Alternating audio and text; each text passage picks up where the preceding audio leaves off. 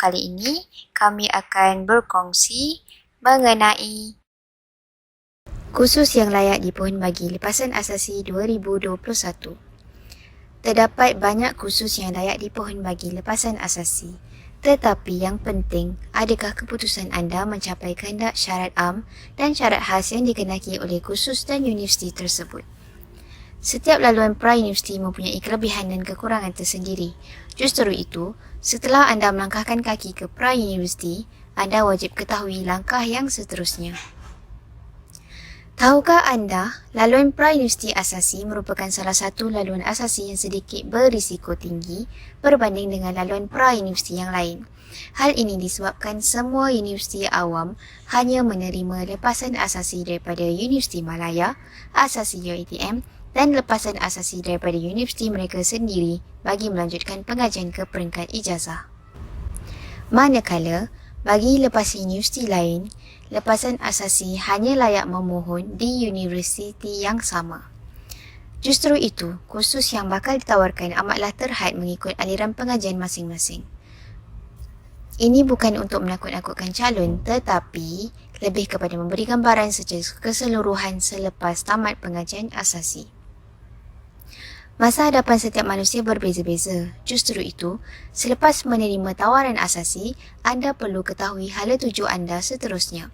Justru itu, kami akan kongsikan kursus ijazah yang layak dipohon oleh lepasan asasi di semua universiti awam. Asasi tidak seperti tingkatan 6 atau matrikulasi. Asasi dibentuk khusus untuk persediaan pelajar ke alam universiti. Justru itu, sebelum menerima tawaran asasi, perlu anda ketahui bahawa asasi mempunyai dua jenis. Yang pertama, terbuka.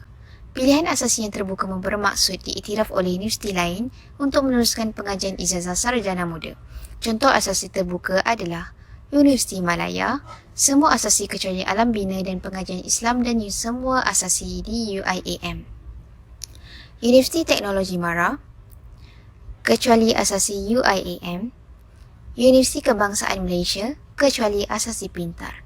Yang kedua, tertutup. Pilihan asasi tertutup bermaksud asasi hanya diiktiraf oleh universiti yang menawarkan asasi dan tidak kepada universiti lain.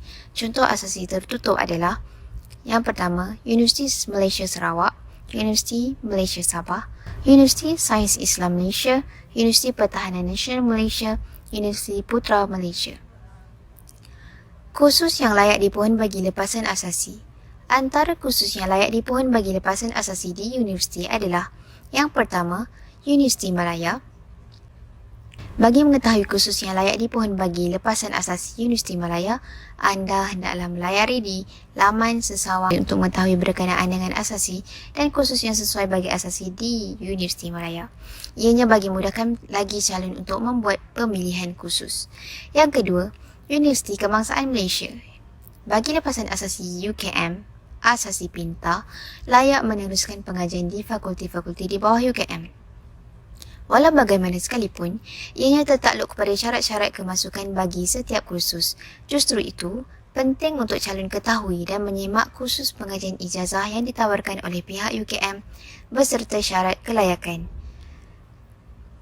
Layari untuk mengetahui lebih lanjut berkenaan dengan syarat kelayakan bagi setiap program yang ditawarkan. Yang ketiga, Universiti Putra Malaysia.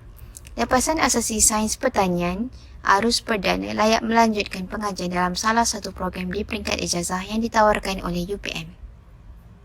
Antara program yang ditawarkan adalah Fakulti Pertanian, Fakulti Perhutanan, Fakulti Perubatan Veterina, Fakulti Perubatan dan Sains Kesihatan, Fakulti Kejuruteraan, Fakulti Sains dan Teknologi Makanan, Fakulti Pengajian Pendidikan, Fakulti Sains, Fakulti Reka Bentuk dan Seni Bina, Fakulti Bioteknologi dan Sains Biomolekul, Fakulti Sains Alam Sekitar, Fakulti Sains Pertanian dan Makanan.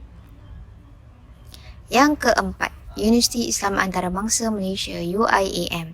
Bagi pelajar asasi lepasan UIAM, mereka boleh menyambung pengajian UIAM sahaja.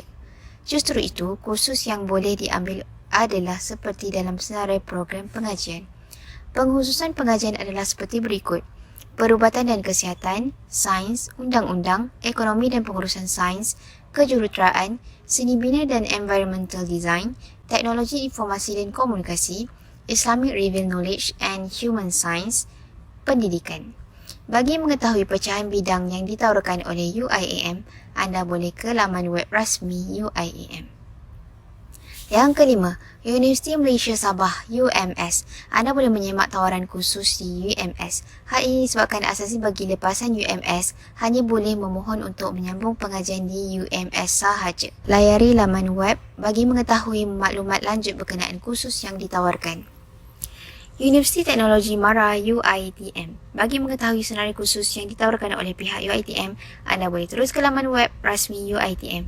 Walau bagaimana sekalipun, bagi lepasan asasi UiTM, anda layak untuk memohon ke pengajian dari universiti lain mengikut syarat am dan syarat khas sekiranya anda layak. Yang ketujuh, Universiti Pertahanan Nasional Malaysia UPNM. Maklumat penting, bagi pemohon UPU 2021-2022, anda dinasihati membaca artikel bagi memudahkan lagi urusan anda dalam pemilihan kursus dan kelayakan anda untuk menyambung ke pengajian ijazah sarjana muda di laman web UPU online, permohonan UPU online dan juga cara pengiraan merit. Diharapkan perkongsian ini memberi manfaat sepenuh kepada bakal calon yang ditawarkan untuk menyambung pengajian ke pra-universiti asasi. Hal ini disebabkan masa depan anda adalah di tangan anda.